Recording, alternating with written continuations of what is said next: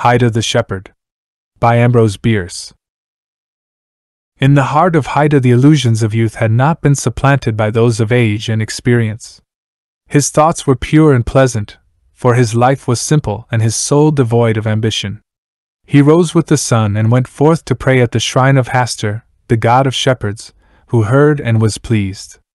After the performance of this pious rite, Haita unbarred the gate of the fold, and with a cheerful mind drove his flock afield, eating his morning meal of curds and oat cake as he went, occasionally pausing to add a few berries, cold with dew, or to drink of the waters that came away from the hills to join the stream in the middle of the valley and be borne along with it, he knew not whither. During the long summer day, as his sheep cropped the good grass which the gods had made to grow for them, or lay with their forelegs doubled under their breasts, and chewed the cud, Haita, reclining in the shadow of a tree, or sitting upon a rock, he played so sweet music upon his reed pipe that sometimes from the corner of his eye he got accidental glimpses of the minor sylvan deities, leaning forward out of the copse to hear, but if he looked at them directly they vanished. From this he must be thinking if he would not turn into one of his own sheep. He drew the solemn inference that happiness may come if not sought, but if looked for will never be seen. For next to the favor of Hastur, who never disclosed himself, Haita most valued the friendly interest of his neighbors, the shy immortals of the wood and stream. At nightfall he drove his flock back to the fold, saw that the gate was secure, and retired to his cave for refreshment and for dreams. So passed his life, one day like another, save when the storms uttered the wrath of an offended god. Then Haita cowered in his cave, his face hidden in his hands, and prayed that he alone might be punished for his sins and the world saved from destruction. Sometimes when there was a great rain, and the stream came out of its banks, compelling him to urge his terrified flock to the uplands, he interceded for the people in the cities which he had been told lay in the plain beyond the two blue hills forming the gateway of his valley. "It is kind of thee, O Haster," so he prayed, "to give me mountains so near my dwelling and my fold that I and my sheep can escape the angry torrents. But the rest of the world thou must thyself deliver in some way that I know not of, or I will no longer worship thee." And Hastur, knowing that Haita was a youth who kept his word, spared the cities and turned the waters into the sea. So he had lived since he could remember. He could not rightly conceive of any other mode of existence. The Holy Hermit who dwelt at the head of the valley, a full hour's journey away, from whom he had heard the tale of the great cities where dwelt people poor souls, who had no sheep. The hermit gave him no knowledge of that early time, when, so he reasoned, he must have been small and helpless like a lamb. It was through thinking on these mysteries and marvels, and on that horrible change to silence and decay which he felt sure must sometime come to him, as he had seen it come to so many of his flock as it came to all living things except the birds, that Haita first became conscious how miserable and hopeless was his lot. He said, "It is necessary that I know whence and how I came. For how can one perform his duties unless able to judge what they are by the way in which he was entrusted with them? And what contentment can I have when I know not how long it is going to last? Perhaps before another sun I may be changed, and then what will become of the sheep? What, indeed, will have become of me?" Pondering these things, Haita became melancholy and morose. He no longer spoke cheerfully to his flock, nor ran with alacrity to the shrine of Hastur. In every breeze he heard whispers of malign deities whose existence he now first observed. Every cloud was a portent signifying disaster, and the darkness was full of terrors. His reed pipe, when applied to his lips, gave no melody, but a dismal wail. The sylvan and riparian intelligences no longer thronged the thickets eyed to listen, but fled from the sound, as he knew by the stirred leaves and bent flowers. He relaxed his vigilance, and many of his sheep strayed away into the hills and were lost. Those that remained became lean and ill for lack of good pasturage. For he would not seek it for them, but conducted them day after day to the same spot, through mere abstraction, while puzzling about life and death of immortality he knew not.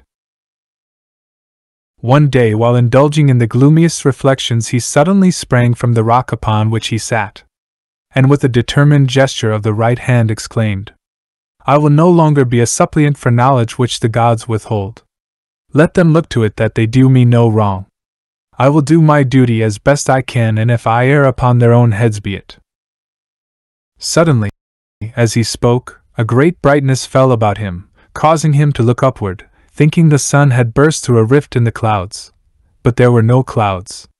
No more than an arm's length away stood a beautiful maiden. So beautiful she was that the flowers about her feet folded their petals in despair, and bent their heads in token of submission. So sweet her look chat the hummingbirds thronged her eyes, thrusting their thirsty bills almost into them, and the wild bees were about her lips. And such was her brightness that the shadows of all objects lay divergent from her feet, turning as she moved. Haida was entranced. Rising, he knelt before her in adoration, and she laid her hand upon his head. Come, she said in a voice that had the music of all the bells of his flock. Come, thou art not to worship me, who am no goddess, but if thou art truthful and dutiful I will abide with thee. Haida seized her hand, and stammering his joy and gratitude arose, and hand in hand they stood and smiled into each other's eyes.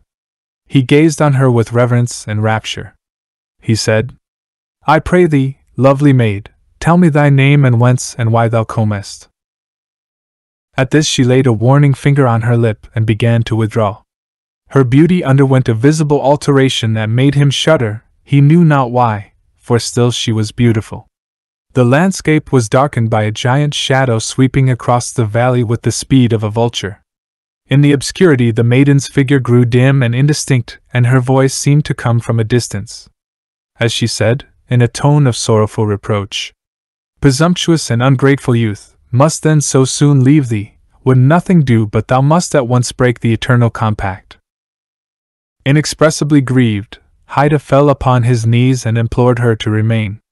He rose and sought her in the deepening darkness. He ran in circles, calling to her aloud, but all in vain. She was no longer visible, but out of the gloom he heard her voice saying, Nay, thou shalt not have me by seeking.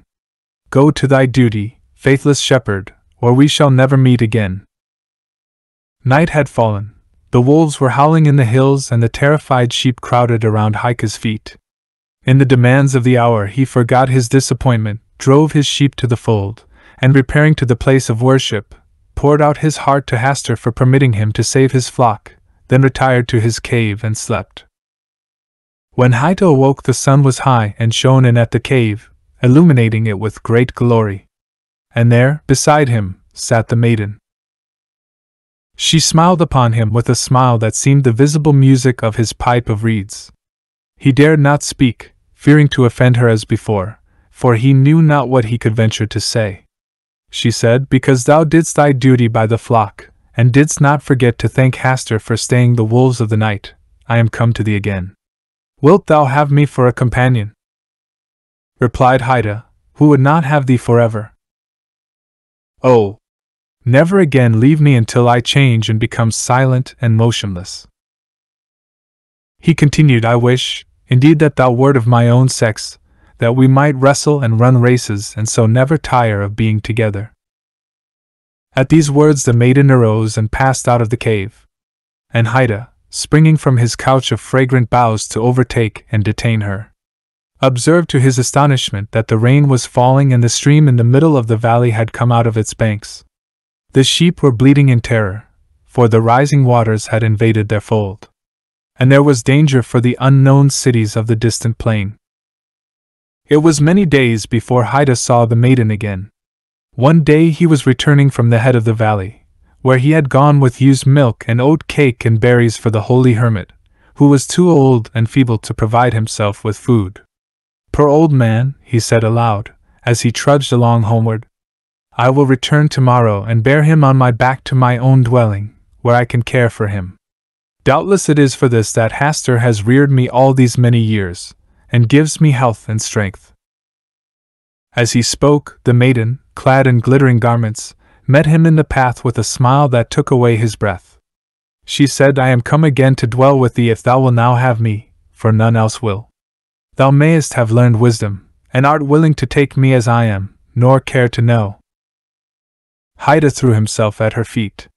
He cried, "Beautiful being, if thou wilt but deign to accept all the devotion of my heart and soul after Hastur be served, it is thine forever. But, alas! Thou art capricious and wayward. Before tomorrow's sun I may lose thee again. Promise, I beseech thee, that however in my ignorance I may offend, thou wilt forgive and remain always with me." Scarcely had he finished speaking when a troop of bears came out of the hills, racing toward him with crimson mouths and fiery eyes. The maiden again vanished, and he turned and fled for his life. Nor did he stop until he was in the cot of the Holy Hermit, whence he had set out.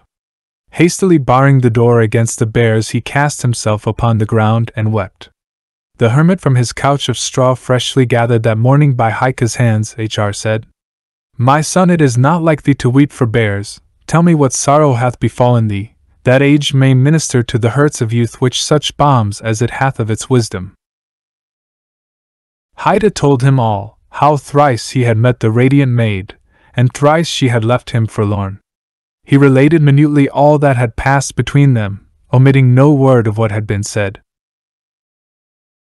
When he had ended, the Holy Hermit was silent for a moment, then said, "My son, I have attended to thy story, and I know the maiden. I have myself seen her, as have many. Know, then, that her name, which she would not even permit thee to inquire, is Happiness. Thou saidst the truth to her, that she is capricious, for she imposed conditions that man cannot fulfill, and delinquency is punished by desertion.